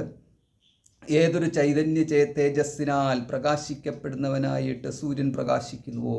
അവിടെ സൂര്യൻ, ആ ഒരു പ്രയോഗം നോക്കിക്കേ, ഏന സൂര്യ തപതി, യാതൊന്നിനാൽ സൂര്യൻ തപിക്കുന്നുവോ. തേജസ്സായുദ്ധ, യുദ്ധ എന്ന് പറഞ്ഞാൽ ജ്വലിപ്പിക്കുന്ന, ഈ ഇന്ധനം എന്ന് പറയുന്ന വാക്ക് ഇതിനകത്തു നിന്ന് വന്ന്. അപ്പം തേജസ്സിനാൽ ജ്വലിപ്പിക്കപ്പെട്ടവനായ സൂര്യൻ ജ്വലിക്കുന്നു എന്ന്, ഇതാണ് അതിൻ്റെ പ്രയോഗം. അവിടെ സൂര്യന് സ്വയം ജ്യോതിസ് അല്ലാതെ മാറി, സൂര്യനെ വേറൊരു ജ്യോതിസാണ് സൂര്യനെ പ്രകാശിപ്പിക്കുന്നത്, ആ തരത്തിലേക്ക് അത് മാറി. ഏതൊരു ചൈതന്യ തേജസ്സിനാൽ പ്രകാശിക്കപ്പെട്ടവനായിട്ട് സൂര്യൻ പ്രകാശിക്കുന്നുവോ എന്ന്. ഇത് തന്നെ വേറൊരു മന്ത്രത്തിലുണ്ട്. തമേവ ഭാന്തമനുഭാതി സർവം തസ്യ ഭാസ സർവം ഇതം വിഭാതി എന്ന് പറയുന്നത്. അത് കൗശീതക ബ്രാഹ്മണം 2:5-15. പിന്നെ വേറൊരു മന്ത്രമുണ്ട്. തദ്ദേവാ ജ്യോതിഷാം ജ്യോതി ആയുർഹ വാ ഹോപാസത്തെ മൃതം. ജ്യോതിസുകൾക്കും ജ്യോതിസായിട്ടുള്ള തദ്ദേവാഹ ദേവന്മാർ, ജ്യോതിഷാം ജ്യോതിഹി ജ്യോതിസുകളുടെയും ജ്യോതിസായിട്ട് ഉള്ള ഇതിനെ എന്തായിട്ട് കാണുന്നത്? ആയുർഹ ഉപാസത്തെ അമൃതം, ആയുസ്സും അമൃതവുമായിട്ട് ഉപാസിക്കുന്നു. ദേവന്മാർ ജ്യോതിസുകളുടെയും ജ്യോതിസായിട്ടുള്ള ബ്രഹ്മത്തിനെ ആയുസ്സും പിന്നെന്താണ് ആയുസ്സും അമൃതവുമായിട്ട് ഉപാസിക്കുന്നു. അപ്പോൾ ഇങ്ങനെയൊക്കെയുള്ള ഈ പ്രയോഗങ്ങളുണ്ട്. അപ്പോൾ അതുകൊണ്ടൊക്കെയാണ് പറയുന്നത് ജ്യോതിസ് എന്ന് പറയുമ്പോൾ എങ്ങനെയാണ് ഇത് ബ്രഹ്മത്തെക്കുറിച്ച് പറയുന്നത് എന്ന്. അപ്പോൾ ഈ ജ്യോതിസ് എന്ന് പറയുന്നത് ഏതാ? ത്രിപാദസ്യാമൃതം ദിവി, ഈ 3 പാദങ്ങൾ, എന്താണ് 3 പാദങ്ങളെ ദ്വിലോകത്തിരിക്കുന്നു എന്നുള്ളതാണ് പ്രയോഗം. 3 പാദങ്ങൾ ദ്വിലോകത്തിരിക്കുന്നു, അതാണ് ഈ ചരണാഭിധാനാത്ത് എന്ന് പറയുന്നത്. അതായത് ഈ പാദങ്ങൾ, ചരണം എന്ന് പറഞ്ഞാൽ ഇവിടെ പാദത്തിനാണ് ഉദ്ദേശിക്കുന്നത്. ചരണാഭിധാനാത്ത്, പാദ പ്രയോഗമുള്ളതിനാൽ, പാദപ്രയോഗമുള്ളത് ജ്യോതിസ് ഈ ദ്വിലോകത്തിന് ഉപരിയായിട്ട് ജ്യോതിസിരിക്കുന്നു എന്നുള്ള അതാണ് ഇവിടുത്തെ പാദപ്രയോഗം എന്ന് പറയുന്നത്. അത് എവിടെയാണ്? ബ്രഹ്മത്തിനെ കുറിച്ചാണ്. ബ്രഹ്മം 4 പാദങ്ങളോട് കൂടിയിരിക്കുന്നു എന്ന് പറയുന്ന അതിനോടനുബന്ധമായിട്ടാണ് കിടക്കുന്നത് ഈ ത്രിപാദസ്യാമൃതം ദിവി, അമൃതം ദിവി എന്ന് 3 പാദങ്ങൾ അമൃതത്തിൽ സ്ഥിതി ചെയ്യുന്നു. ആ ജ്യോതിഷാം ജ്യോതി, ഇതാണ് ആ മന്ത്രവും ഈ മന്ത്രവുമായിട്ട് യോജിപ്പിച്ചു കഴിഞ്ഞാൽ തദ്ദേവാഹ ജ്യോതിഷാം ജ്യോതി, ജ്യോതിസുകളുടെയും ജ്യോതിയായിട്ടിരിക്കുന്നത് ആ ദ്വിലോകത്തിന് ഉപരിയായിട്ട് നിൽക്കുന്ന ഈ പാദം പറഞ്ഞല്ലോ. ത്രിപാദസ്യാമൃതം ദിവി എന്ന് പറഞ്ഞല്ലോ. അവിടെ ദ്വിലോകത്തിൽ വർത്തിക്കുന്നു ഈ 3 പാദങ്ങൾ എന്നുള്ള പ്രയോഗമാണ്. അപ്പം ചരണാഭിധാനാത്ത് എന്ന് പറഞ്ഞാൽ പാദങ്ങളെക്കുറിച്ച് പരാമർശിച്ചിരുന്നതിനാൽ ജ്യോതിഷ് ഏത് ബ്രഹ്മമാകുന്നു, പാദങ്ങളെക്കുറിച്ച് പരാമർശിച്ചിരിക്കുന്നതിനാൽ. പാദങ്ങളെക്കുറിച്ച് പരാമർശിച്ചിരിക്കുന്നത് എന്താണ്? ഇതുണ്ടല്ലോ ജ്യോതിഷ് പാദോസ്യ സർവഭൂതാനി ത്രിപാദസ്യാമൃതം ദിവി. ഇത് ഛാന്തോഗ്യോപനിഷത്തിലെ 3:12-6. ഇത് നമ്മുടെ പുരുഷ സൂക്തത്തിലുണ്ട്. അപ്പോൾ ഇങ്ങനെയുള്ള പരാമർശമുണ്ട് എന്ന്. അപ്പോൾ ഇതിനോടനുബന്ധിച്ചിട്ടുള്ള ഒന്നെന്ന് പറയുന്നത് ഈ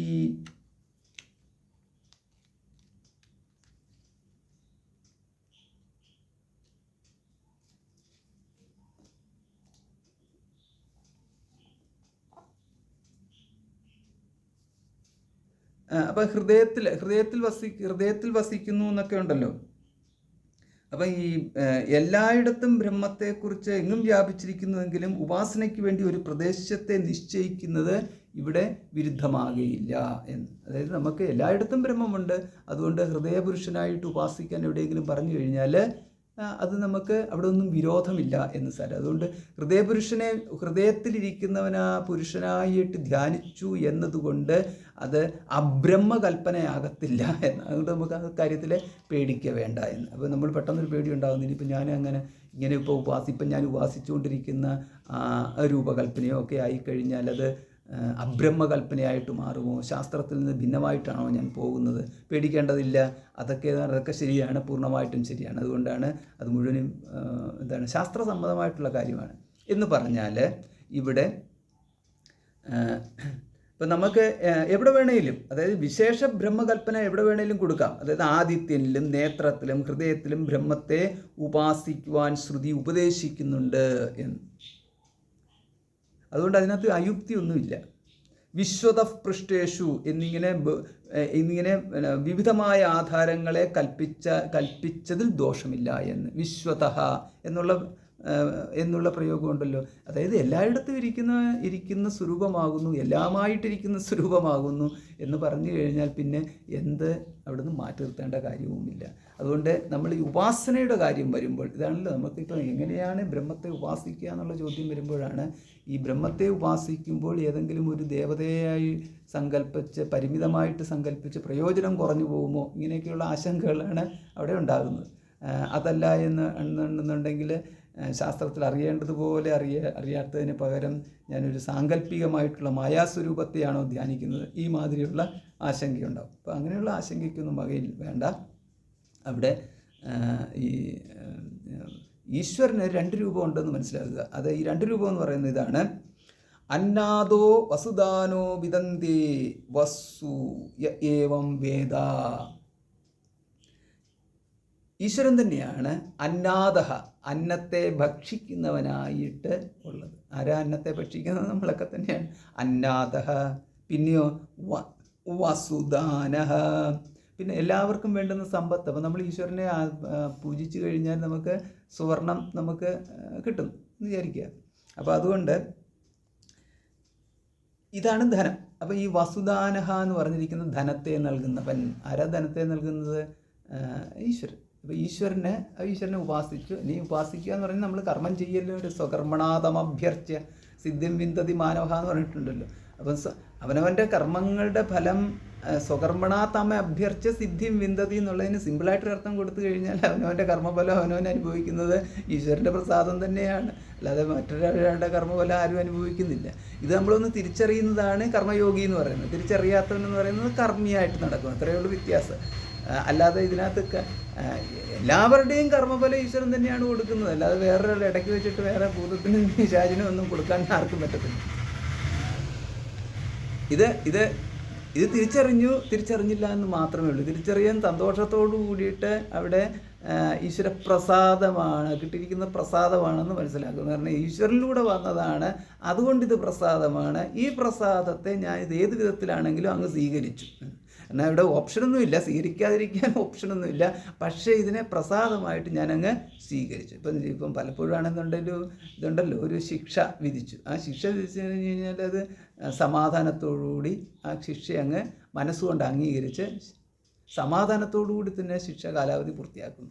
വേറൊരാളാണെങ്കിലോ സമ്മതിക്കത്തില്ല, സമ്മതിക്കാതെ. പക്ഷേ ശിക്ഷയ്ക്ക് ശിക്ഷ തന്നെ കിട്ടുന്നു, സമ്മതിക്കത്ത് മാത്രമല്ല അന്ന് തൊട്ട് അവിടെ കോലാഹലം നടത്തി. അവസാനം എന്ത് പറ്റിയെന്ന്, അവിടെ ശിക്ഷയ്ക്കുള്ളിൽ വേറൊരു ശിക്ഷയും കൂടെ കിട്ടി. അതായത് പുള്ളിക്കാരനെ പുറത്തോട്ട് ഇറക്കത്തില്ല, ഇറക്കി കഴിഞ്ഞാൽ തന്നെ കൈയും കാലും ബന്ധിച്ച് ചങ്ങലയിൽ കൊണ്ട് നടക്കുക എന്നുള്ളത്. പിന്നെ ഈ ഒത്തിരിയും ബഹളം കൊടുക്കുന്നത് കാരണം നോർമൽ ഫുഡും കൊടുക്കത്തില്ല, കഞ്ഞിവെള്ളവും ഒക്കെ കൊടുത്ത്, കാരണം ശക്തി കൂടുമ്പോഴാണല്ലോ ബഹളം വെക്കുന്നത്. അത് കാരണം പൊതുവേ എല്ലാവർക്കും ഫുഡൊക്കെ ഇഷ്ടം പോലെ കൊടുക്കണമെന്നുള്ളതാണ് നിയമം. ഉണ്ടെങ്കിൽ കൂടിയും ഇദ്ദേഹത്തിൻ്റെ കാര്യം വരുമ്പോൾ ഉള്ള ഭക്ഷണം തന്നെ പകുതിയായിട്ട് വെട്ടിക്കുറയും. അപ്പോൾ ഇതാണ് ഈ പ്രതികരിക്കാതിരിക്കൽ, അക്സെപ്റ്റ് ചെയ്യാതിരിക്കൽ, അംഗീകരിക്കാതിരിക്കൽ തുടങ്ങിയിട്ടുള്ള തമ്മിലുള്ള വ്യത്യാസങ്ങളാണ്. അപ്പോൾ ചില കാര്യങ്ങൾ വരുമ്പോൾ ഇതിൻ്റെ നമ്മൾ ഈ ഈശ്വരനെ അറിഞ്ഞിട്ട് സമാധാനത്തോടു കൂടിയിട്ട് പിന്നെ അവിടുത്തെ രാജാവാകാം. അതാണ് വേറൊരു പ്രത്യേകത.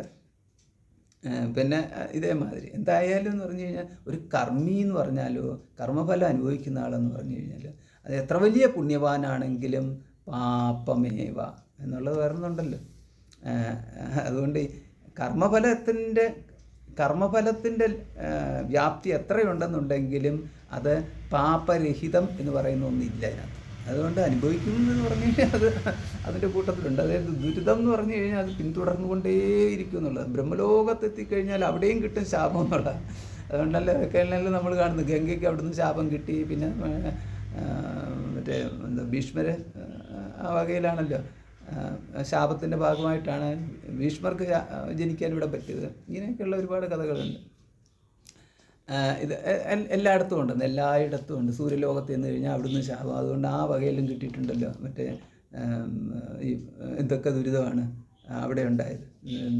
സപ്ഞ, പിന്നെ ഛായ, ഇവരുടെയൊക്കെ കഥകളിലൊക്കെയാണെന്നുണ്ടെങ്കിൽ അത് കാണാം. പിന്നെ സാക്ഷാൽ എന്താണ് ഭഗവാൻ ശ്രീമൻ നാരായണ സ്വാമിക്ക് തന്നെ ശാപം കിട്ടി, ലക്ഷ്മി ദേവിയുടെ ശാപം കിട്ടി, തലതെറിച്ച് പോകട്ടെ എന്നുള്ളത്. ഇങ്ങനെയൊക്കെ എല്ലായിടത്തും പ്രശ്നങ്ങളുടെ ഒരു മേഖല തന്നെയാണ് കിടക്കുന്നത്. ഇതൊക്കെ ഇതിൻ്റെ കൂട്ടത്തിലുള്ളതാണ്. അതുകൊണ്ട് തലതെറിച്ചു എന്ന് പറഞ്ഞാൽ എന്നേക്കും തലതെറിച്ചു എന്നുള്ളതല്ല. തലതെറിക്കുന്ന ഒരു സ്വല്പസമയത്തേക്ക് തലതെറിച്ച പോലെ അത്രയേ ഉള്ളൂ. ഇതൊക്കെയാണ് കഥ പോകുന്നത്.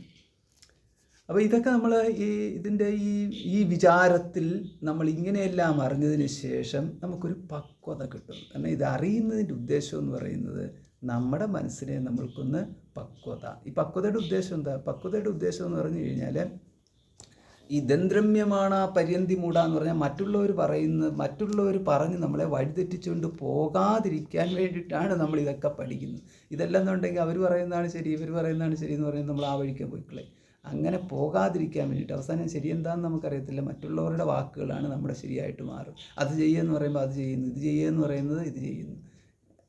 അങ്ങനെയുണ്ട്. പിന്നെ നമ്മൾ കുട്ടികളുടെ കൂടെ കളിക്കുമ്പോൾ നമ്മൾ കുട്ടികൾക്ക് വേണ്ടിയിട്ട് വഴങ്ങി കൊടുത്തിട്ട് അത് ചെയ്യുമെന്ന് പറയുമ്പോൾ അത് ചെയ്യുന്നു, ഇത് ചെയ്യുമെന്ന് പറയുന്നത് ഇത് ചെയ്യുന്നു പറഞ്ഞാൽ അത് വ്യത്യാസമുണ്ട്.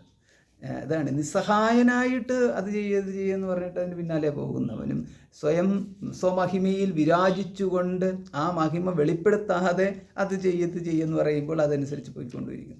ഇവിടെ ഈ ജ്ഞാനം ഗ്രഹിക്കുന്ന ഒരു വ്യക്തിയുടെ രണ്ടാമത്തെ സ്ഥിതിയാണ്. അപ്പോൾ ഇതേമാതിരിയാണ് ജ്ഞാനം കിട്ടിയാലും ജ്ഞാനം കിട്ടാതിരുന്നാലുമുള്ള വ്യത്യാസം എന്ന് പറഞ്ഞാൽ. അതുകൊണ്ട് അസ്വാതന്ത്ര്യവും സ്വാതന്ത്ര്യവും എന്ന് പറഞ്ഞു. ഇവിടെയാണ് സ്വാതന്ത്ര്യം. ഇവിടെ സ്വാതന്ത്ര്യം എന്ന് പറഞ്ഞാൽ ചെയ്യാതിരിക്കാനുള്ളതിനകത്ത് കാര്യത്തിൽ സ്വാതന്ത്ര്യമല്ല, ചെയ്യാണ്ടിരിക്കാൻ പറ്റത്തില്ല. പക്ഷെ ചെയ്യുമ്പോഴും അവിടെയുള്ള സ്വമഹിമയിൽ വിരാജിച്ചുകൊണ്ട് ചെയ്യുന്നതായിട്ടുള്ള ഒന്ന്. അപ്പോൾ ഇങ്ങനെ നമ്മൾ ഈ ഭാഗങ്ങളൊക്കെ വേർതിരിച്ച് മനസ്സിലാക്കിയെടുക്കണം. അപ്പോൾ അതുകൊണ്ടാണ് വസുദാനഹ. ആരാണ് ധനത്തിനെ കൊടുക്കുന്നത്? ആരാണെന്ന്? വസുദാനഹ എന്ന് പറയുന്നത് സാക്ഷാൽ ഈശ്വരൻ. അതാണ് അന്നാഥൻ എന്ന് പറഞ്ഞു കഴിഞ്ഞാൽ ജീവൻ, വസുദാന എന്ന് പറഞ്ഞാൽ ഈശ്വരൻ. അന്നാദോ വസുദാനഹ വിദന്തേ വസു ഏവം വേദ എന്ന്. ഇപ്പോൾ ഈശ്വരൻ തന്നെ ജീവരൂപനായിട്ട് അന്നം ഭക്ഷിക്കുന്നു. ഈശ്വരൻ തന്നെ ജീവരൂപനായിട്ട് ഹിരണ്യാദി ധനങ്ങളെ ഈശ്വരൻ തന്നെയാണ് ഈ ഹിരണ്യാദി ധനങ്ങളെ നൽകുന്നവന് എന്ന്. അപ്പോൾ ഇത് ഇങ്ങനെ നിശ്ചയിച്ചിട്ട് ഗുണരൂപനായിട്ട് ഈശ്വരനെ ഉപാസിക്കുന്നു. അപ്പോൾ ഇപ്രകാരം ഈശ്വരനെ ഈ സമ്പദ് പ്രദാത എന്ന് പറഞ്ഞു കഴിഞ്ഞാൽ അവിടെ നമ്മുടെ ഉപാസനാമൂർത്തിയാക്കി സർവസമ്പദ് പ്രദാതാവാക്കിയതിന് ശേഷം അങ്ങനെയുള്ളവന് ധനം സിദ്ധിക്കുന്നു. അതായത് ഈശ്വരനെ. അതുകൊണ്ടാണ് സാധാരണ എല്ലാ ദേവന്മാരെയും നമ്മൾ ഈ ധനമുള്ള ധനമുള്ളവനായിട്ട് തന്നെയാണ് ദേവതകളെ ഉപാസിക്കുന്നത്. ചുരുക്കത്തിൽ വേറൊരു കാര്യം പറയാം. അതായത് സാധാരണ എല്ലാവരും പറയുന്നത് എനിക്ക് ലക്ഷ്മി അല്ല വേണ്ടത്, നാരായണനെയാണ്. ഇങ്ങനെയൊക്കെയുള്ള കഥകൾ നമ്മൾ ഇഷ്ടം പോലെ കേൾക്കും. ഒരുവൻ ലക്ഷ്മി ദേവിയെ സേവിക്കാൻ പോയി, അവനെ നാരായണൻ അപ്പോൾ അവൻ്റെ മുന്നിൽ ഒരു കുറച്ച് ധനം കൊണ്ട് വെച്ചു കൊടുത്തു. പക്ഷെ അവൻ പറഞ്ഞു എനിക്ക് ധനമല്ല ലക്ഷ്മി, അതായത് ലക്ഷ്മി കടാക്ഷമല്ല വേണ്ടത്, എനിക്ക് നാരായണ കടാക്ഷമാണ്. അപ്പോൾ അങ്ങനെ ഇദ്ദേഹം വലിയ ഭക്തനായി എന്നൊക്കെ പറഞ്ഞ് കഥകൾ കേൾക്കാം. പക്ഷേ അതിൻ്റെ രഹസ്യം എന്ന് പറഞ്ഞാൽ അതല്ല. രഹസ്യം എന്ന് പറഞ്ഞു കഴിഞ്ഞാൽ ലക്ഷ്മി എവിടെയുണ്ടോ അവിടെ നാരായണൻ ഉണ്ടാകത്തുള്ളൂ എന്ന്, അല്ലെങ്കിൽ നാരായണൻ എവിടെയുണ്ടോ അവിടെ ലക്ഷ്മി ഉണ്ടാകത്തുള്ളൂ. അവർ മാറി നിൽക്കത്തില്ല. അപ്പോൾ അത് കാരണം നമുക്ക് ലക്ഷ്മി വേണ്ട, നാരായണൻ വന്നാൽ മതി എന്ന് പറഞ്ഞു കഴിഞ്ഞാൽ നമ്മൾ ഉടനെ അതാണ് മഹത്വം എന്ന് പറഞ്ഞിട്ട് കൈയടിച്ച് പ്രോത്സാഹിപ്പിക്കാൻ വേണ്ടിയിട്ട് കുറച്ച് ആൾക്കാർ നടക്കുന്നുണ്ട്. പക്ഷേ അവരതിൻ്റെ വാസ്തവം അറിയുന്നില്ല. എവിടെ ലക്ഷ്മിയുണ്ടോ അവിടെയാണ് നാരായണനുള്ളത്, എവിടെ നാരായണനുണ്ടോ അവിടെ ലക്ഷ്മിയുണ്ട്. എന്നാൽ അതങ്ങനെയാണ് നമ്മുടെ മുഴുവൻ ശാസ്ത്രത്തിലും കിടക്കുന്നത്. അങ്ങനെയാണ്. അല്ലാതെ ലക്ഷ്മിയെ വിട്ടിട്ടൊരു നാരായണൻ നമ്മുടെ കൂടെ വന്നെങ്കിൽ താമസിക്കുന്നത് അങ്ങനെ വിചാരിച്ചിട്ട് ലക്ഷ്മി പോ ലക്ഷ്മി പോ എന്ന് പറഞ്ഞിട്ടിരിക്കുന്ന ആൾക്കാരുണ്ട്. ഇതൊക്കെയാണ് ഇങ്ങനെയുള്ളതാണ് വലിയ വിരക്തന്മാരെന്ന് പറഞ്ഞാൽ. അങ്ങനത്തെ അതിൻ്റെ ഒന്നും ആവശ്യമില്ല എന്നുള്ളത്. നാരായണനും ലക്ഷ്മിയും കൂടെ ഒന്നിച്ചാണ് ഇരിക്കുന്നത്. അവരെങ്ങനെയാണ് വേർതിരിക്കാൻ സാധിക്കും? അതുതന്നെ പാർവതി പരമേശ്വരന്മാരെ ഒന്നിച്ചാണ് ഇരിക്കുന്നത്. അതിനകത്ത് പാർവതി വരണ്ട, അതായത് ശക്തി എനിക്ക് വേണ്ട, പിന്നെ എന്താ ശിവൻ മാത്രം മതി. ബ്രഹ്മാവും സരസ്വതിയും. സരസ്വതി വേണ്ട, ബ്രഹ്മാവ് മാത്രം മതി.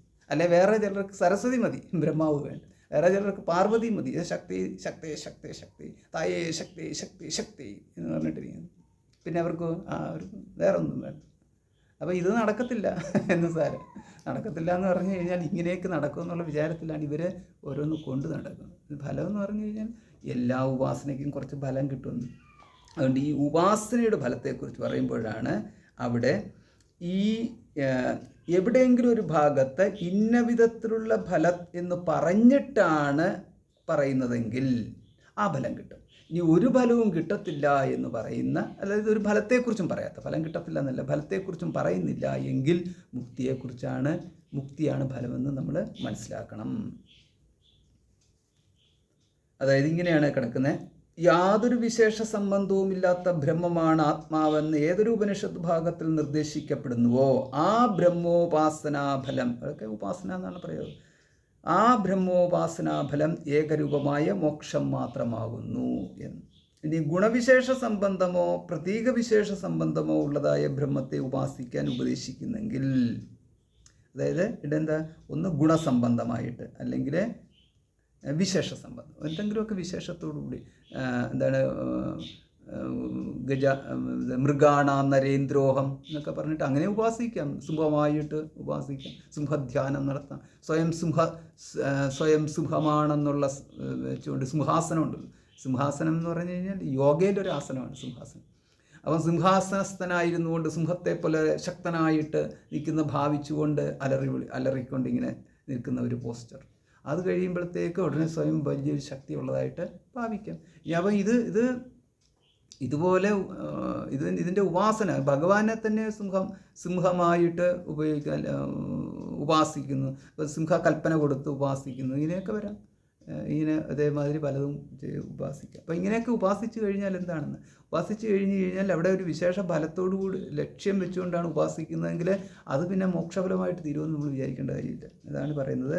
അപ്പോൾ ഈശ്വര കൃപയാൽ ഇവർക്കൊക്കെ വേണ്ട തരത്തിൽ കിട്ടിക്കൊണ്ടിരിക്കും. നമ്മളിത്തിരി ഈശ്വര കൃപ എന്ന് പറയുന്നത്, അപ്പോൾ ഈശ്വര വിചാരം ഇല്ലാത്തവരെയാണെങ്കിൽ ഈശ്വരനല്ലാതെ വേറൊന്നും ഇല്ലാത്തത് കൊണ്ട് ആർക്കെന്ത് കിട്ടിയാലും ഇത് ഈശ്വര കൃപ തന്നെയാണ്.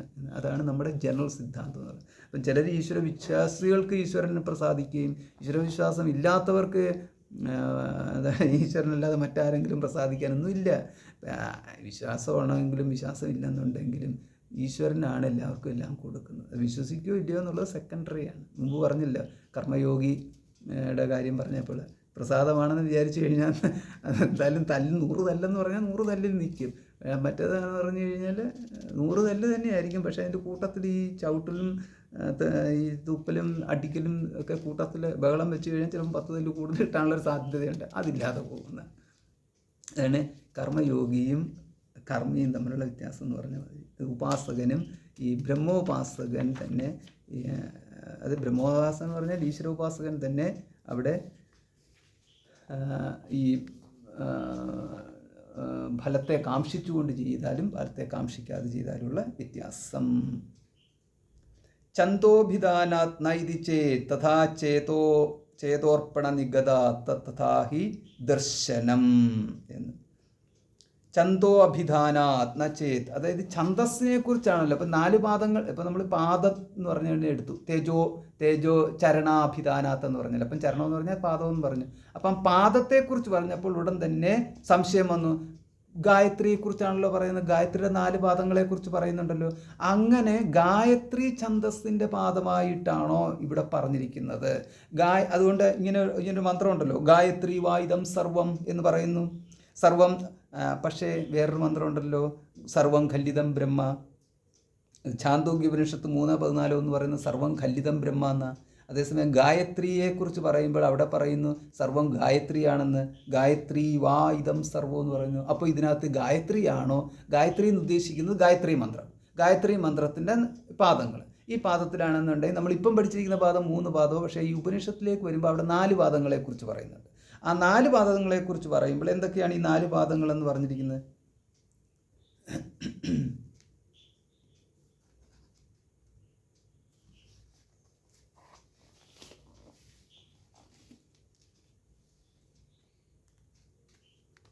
ഭൂതം പൃഥിവി ശരീരം ഹൃദയം സൈഷ ചതുഷ്പദ ഷഡ്വിധ ഗായത്രി, 4 പാദങ്ങളോടുകൂടി 6 വിധത്തിലുമായിട്ട് ഗായത്രി ഉണ്ട്. അതിൻ്റെ ഈ 4 പാദങ്ങൾ എന്ന് പറയുന്നത് ഇതൊക്കെയാണ്: ഭൂതം, പൃഥിവി, ശരീരം, ഹൃദയം എന്ന് പറഞ്ഞിട്ട് 4 പാദങ്ങളെക്കുറിച്ച് പറയും. അപ്പോൾ അങ്ങനെ വരുമ്പോൾ ഗായത്രിയെക്കുറിച്ച് അവിടെ പരാമർശിക്കുന്നത് ഈ ബ്രഹ്മത്തിൻ്റെ ഭാഗമായിട്ട് തന്നെ നമ്മൾ മനസ്സിലാക്കണം. അതുകൊണ്ടാണ് ഛന്ദോ അഭിധാന, ഛന്ദസ് എന്ന് പറയുന്നത് ഗായത്രിയാണ്. ഈ ഗായത്രിയെക്കുറിച്ച് പറയുന്നിടത്ത് നൈതി ചേത്, അതിനാൽ ഗായത്രിയെക്കുറിച്ചാണ് പറഞ്ഞിരിക്കുന്നത്, ബ്രഹ്മത്തെക്കുറിച്ചല്ല എന്നാണെങ്കിൽ, തഥാ ചേതോ അർപ്പണ നിഗതാത്, ചേതസ്സിനെ അർപ്പിക്കാൻ പറഞ്ഞിട്ടുണ്ട്. ചേതസ്സിനെ അർപ്പിക്കാൻ പറഞ്ഞിരിക്കുന്നത് ഗായത്രിയിലേക്ക് അർപ്പിക്കാനല്ല പറഞ്ഞിരിക്കുന്നത്, പരം ബ്രഹ്മത്തിലേക്ക് തന്നെ അർപ്പിക്കാനാണ്. അപ്രകാരമാകുമ്പോൾ മാത്രമേ മുക്തി ലഭിക്കത്തുള്ളൂ എന്ന് അങ്ങനെയാണ് പറഞ്ഞിരിക്കുന്നത്. ഭൂതാദിപാദവ്യപദേശോപപത്തേശ്ചൈവം ചൈവം.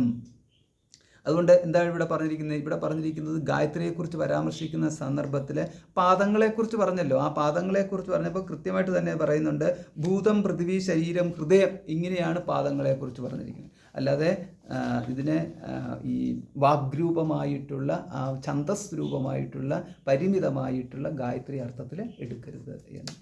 അപ്പോൾ ഇത്രയും വന്നു കഴിയുമ്പോൾ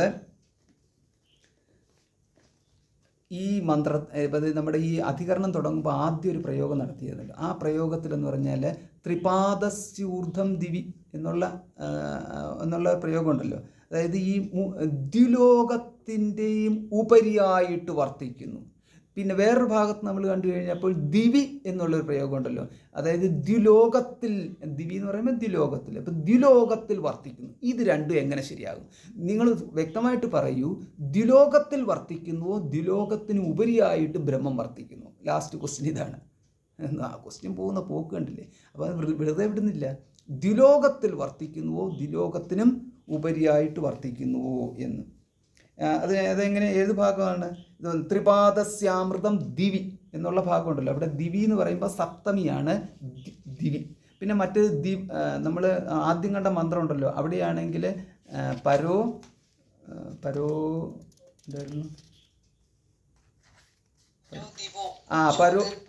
പരോദിവഹ എന്നാണ് കണ്ടത്. ദിവ എന്ന് പറഞ്ഞാൽ ദിവഹ, പരോദിവഹ, ദിവഹ പര എന്നുള്ളത്, പരഹ, ദ്വിലോകത്തിനും പരമായിട്ടുള്ളത് അതാണോ എന്ന്. അപ്പോൾ ഇതിനകത്ത് അത് പഞ്ചമിയാണ്. നമുക്ക് ദിവഹ പരഹ എന്നുള്ള ആ പ്രയോഗം ഉണ്ടല്ലോ, ദിവഹ പരഹ, ദ്വിലോകത്തിനും പരമായിട്ടുള്ളത് ആ പഞ്ചമിയാണ്. അപ്പം പഞ്ചമിയും ഷഷ്ടിയും പറഞ്ഞപ്പോൾ ഇത് രണ്ടിനും കൂടെ ശരിയാവത്തില്ല. അത് ശരിയല്ല. രണ്ടും പറഞ്ഞിരിക്കുന്നത് ഒന്ന് തന്നെയാണ്. ഒരു ഉദാഹരണത്തിലൂടെ പെട്ടെന്ന് മനസ്സിലാക്കാം. വൃക്ഷത്തിലൊരു പക്ഷി ഇരിക്കുന്നു, വൃക്ഷാഗ്രത്ത് ഒരു പക്ഷി ഇരിക്കുന്നു. വൃക്ഷത്തിൻ്റെ മുകളിൽ എന്ന് തന്നെ ഉദ്ദേശിച്ചു. വൃക്ഷത്തിൻ്റെ മുകളിൽ ഒരു പക്ഷി ഇരിക്കുന്നു, വൃക്ഷത്തിലൊരു പക്ഷി ഇരിക്കുന്നു. ഇത് രണ്ടും തമ്മിൽ എന്തെങ്കിലും വ്യത്യാസമുണ്ടോ എന്നാ? വ്യത്യാസമൊന്നുമില്ല, ഭാഷയിലുള്ള വ്യത്യാസം മാത്രമേ ഉള്ളൂ. ഉദ്ദേശിക്കുന്നത് ആ വൃക്ഷത്തിൽ ആ പക്ഷി എന്ന് പറയുന്നതും വൃക്ഷത്തിൻ്റെ അഗ്രത്ത് പക്ഷി ഇരിക്കുന്നു പറഞ്ഞും ഒന്ന് തന്നെയാണ്.